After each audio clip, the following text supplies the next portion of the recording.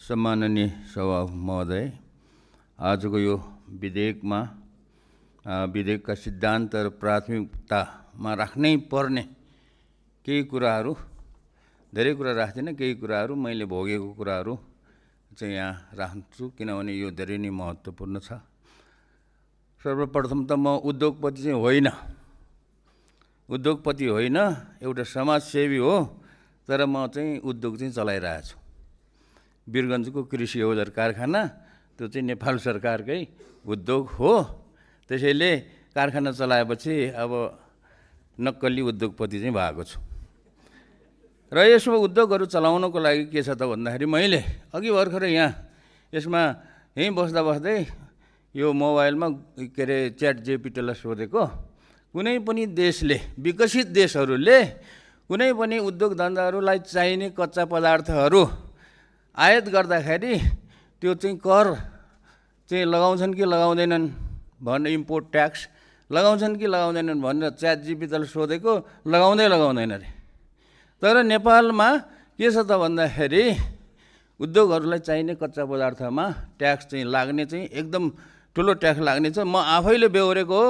वीरगञ्जको कृषि औजार कारखानालाई चाहिने उद्योगहरूलाई त्यो औजारलाई कारखाना चाहिने कच्चा पदार्थमा ल्याउँदाखेरि मैले ट्याक्स तिरिराखेको छ, हामीले ट्याक्स तिरिराखेको छ।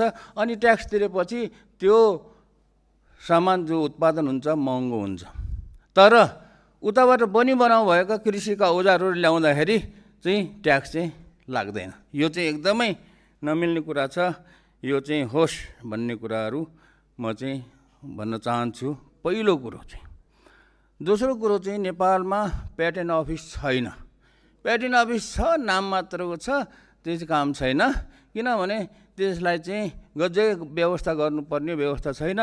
त्यसैले हाम्रो नेपाली भाइहरू, केही भाइहरू छन्, उनीहरूले चाहिँ केही कुराहरूको प्याटेन्ट गर्नु पर्यो भने चाहिँ इन्डिया पनि जान्छन् र बाहिरतिर पनि गर्छन्। र विदेशमा बस्ने हाम्रो नेपाली एनआरएनए भाइ बहिनीहरूले चाहिँ नेपालमा प्याटेन्ट अफिस भयो भने हामी पनि हाम्रो चाहिँ उनीहरूको जुन इन्टेलेक्चुअल प्रोपर्टी छ त्यो के अरे नेपालमै राख्छौँ भनेर, ल्याउँछौँ, दर्ता गर्छौँ पनि भनिराखेको छन्। त्यसैले राम्रो प्याटेन्ट अफिस होस्। र नेपालमा मात्रै होइन, कसैले नयाँ कुरा इन्टेलेक्चुअल प्रोपर्टी प्याटेन्ट गर्नु पर्यो भने विदेशमा जाँदाखेरि सक्दैन, यति महँगो हुन्छ। त्यो विदेशमा प्याटेन्ट गर्नुपर्छ, फेरि नेपालमा मात्रै प्याटेन्ट गरेर हुँदैन। तपाईँले इन्डियामा गएर प्याटेन्ट गर्नुपर्छ, कुन देशमा गएर चाहिँ त्यहाँ उत्पादन गरेर व्यापार गर्ने हो, त्यो हरेक देशमा प्याटेन्ट गर्नुपर्छ।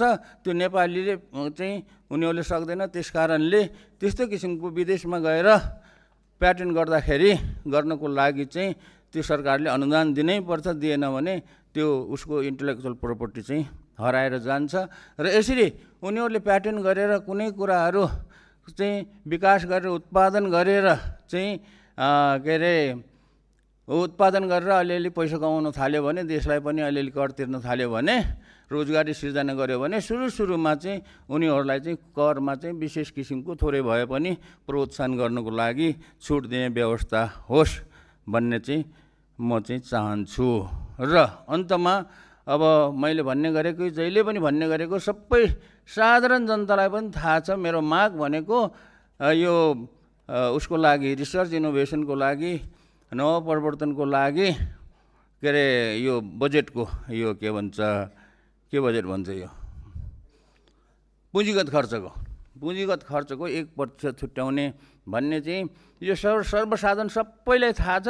यो कुरा चाहिँ अहिलेको यो उसमा चाहिँ प्राथमिकतामा परोस् र छुट्याइयोस्।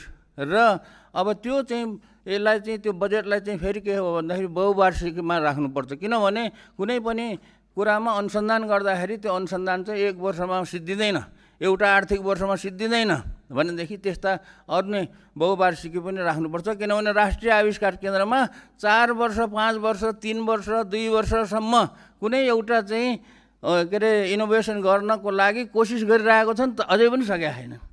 त्यो हरेक वर्षमा चाहिँ त्यो सक्नुपर्ने गरेर त्यस्तो किसिमको चाहिँ ऐन बनाइयो भने त्यो चाहिँ कुनै किसिमको इनोभेसन हुँदैन। कसैले पनि इनोभेसन गर्न सक्दैन। त्यस कारणले त्यस्तो किसिमको कोष खडा गरेर त्यसलाई चाहिँ बहुवार्षिकीमा हुनुपर्छ। किनभने 3-4 वर्ष 5-7 वर्ष भनेको त कुनै चिजको इनोभेसन गरेर कुनै चिजको विकास गर्नलाई लाग्छ। यही हो मेरो चाहिँ कुरा, टुङ्गिहाल्यो। ल, धन्यवाद।